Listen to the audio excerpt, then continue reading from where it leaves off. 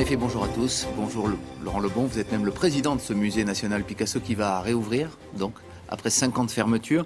Que vont trouver de nouveau les visiteurs qui avaient eu la chance déjà de visiter l'ancienne version du musée qui a fermé il y a 5 ans?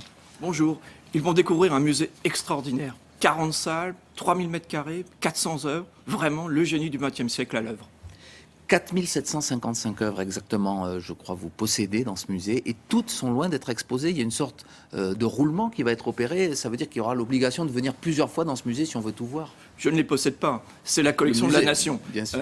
Voilà. Effectivement, on est obligé de faire tourner les expositions pour créer l'événement, pour créer la passion. C'est vraiment les musées d'aujourd'hui, c'est cette dynamique qui nous habite. Il y a toutes les époques, le cubisme, la rencontre avec les surréalistes, la guerre d'Espagne, les dernières années. Qu'est-ce qu'il y a de particulier vraiment dans cette collection si riche et si exceptionnelle de Picasso? Le musée Picasso, c'est un peu comme Télématin.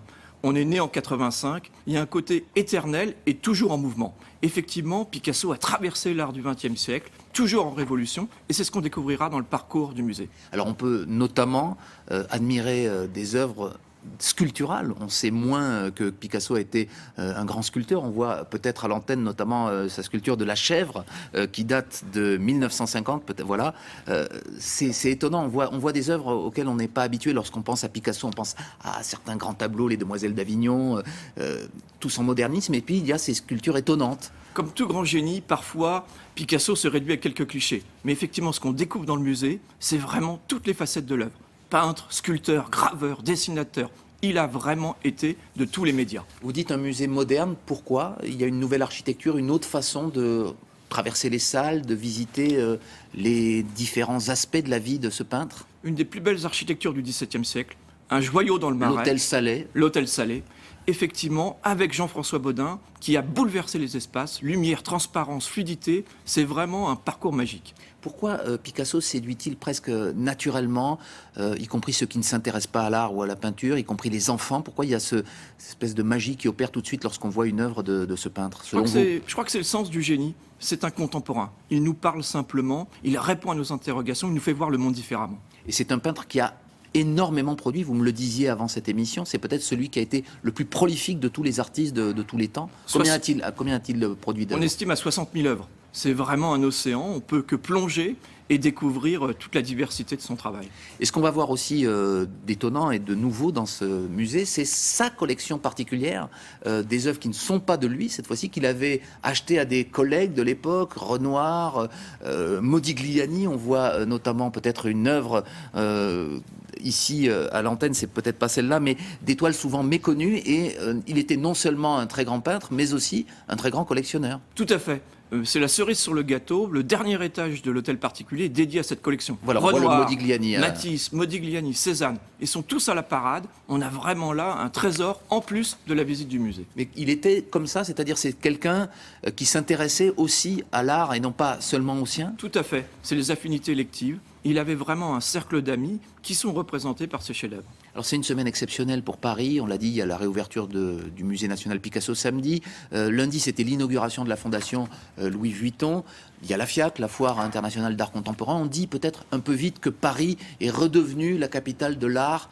Ce n'est pas un peu cocardier? Peut-être il y a d'autres grandes villes, New York, Londres ou même en Asie, qui sont à l'égal de Paris. Pourquoi dit-on que c'est redevenu la capitale de l'art, selon vous?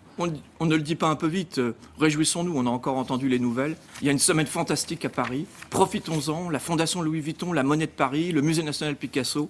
Cela ne se reproduira pas avant 30 ans. Mais ça tient à quoi? Il y a de plus en plus de visiteurs. Pourquoi, selon vous, Paris attire à nouveau les artistes du monde entier? Je crois vraiment que Paris est une capitale culturelle. On l'oublie, c'est notre pétrole. Il faut faire confiance aux artistes, il faut faire confiance aux institutions.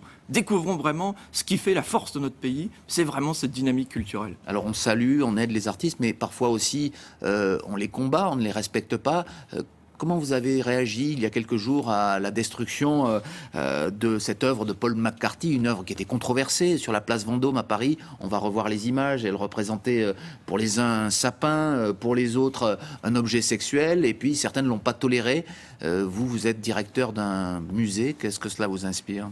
Ma vie, ma passion, c'est de défendre les artistes. J'ai pu exposer Jeff Koons à Versailles. Évidemment, ce qui m'a attristé, c'est la violence physique, c'est la destruction de l'œuvre.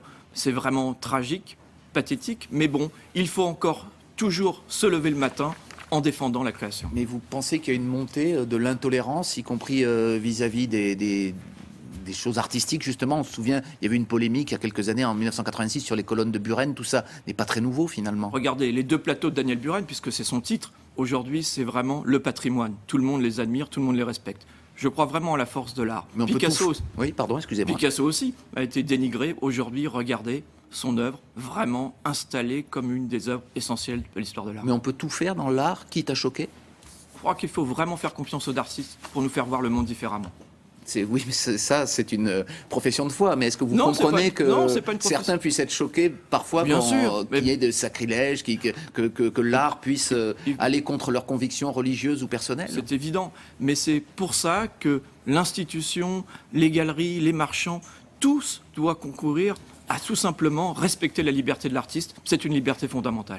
Vous avez évoqué vous-même la Foire internationale d'art contemporain, la FIAC. Le marché de l'art explose, 2 milliards de dollars en un an seulement.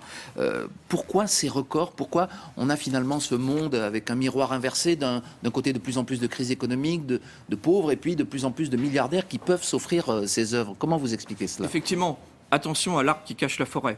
Derrière quelques grands prix, quelques grandes valeurs, finalement, qu'est-ce qu'on voit? Beaucoup d'artistes qui travaillent au quotidien sans aucun moyen. Je crois vraiment qu'il faut insister sur le fait qu'aujourd'hui, le monde de l'art est un monde global, un monde diversifié. Réjouissons-nous que quelques-uns puissent gagner de l'argent, pourquoi pas, mais surtout défendons tout simplement la liberté de l'artiste au quotidien. Mais lorsque des œuvres d'art moderne atteignent des sommes, se vendent à des millions d'euros ou de dollars, cela ne vous choque pas? Est-ce que ça n'a pas un côté un petit peu indécent par rapport à la vie que vivent la plupart des gens aujourd'hui? Il faut toujours remettre ça en perspective historique. Pendant la Renaissance, il y a eu aussi des prix extraordinaires. Je crois qu'aujourd'hui, le fait que l'art puisse satisfaire une élite est aussi le sens profond d'un certain capitalisme. Je crois que c'est pas pour ça qu'il faut s'en plaindre. Il faut simplement toujours défendre notre combat, c'est-à-dire défendre la liberté et la passion artistique. Merci Laurent Lebon, président du Musée national Picasso qui va réouvrir samedi 25 octobre. 25 octobre, date d'anniversaire de naissance de Pablo Picasso. Et ce jour-là,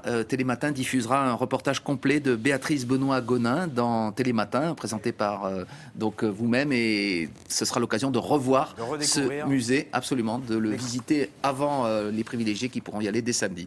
Voilà, c'est à vous Thomas, très bonne journée. Merci beaucoup messieurs, et vous nous avez donné envie d'y aller et de regarder bien sûr ce reportage qui sera diffusé samedi. Nous, on a l'art de la météo par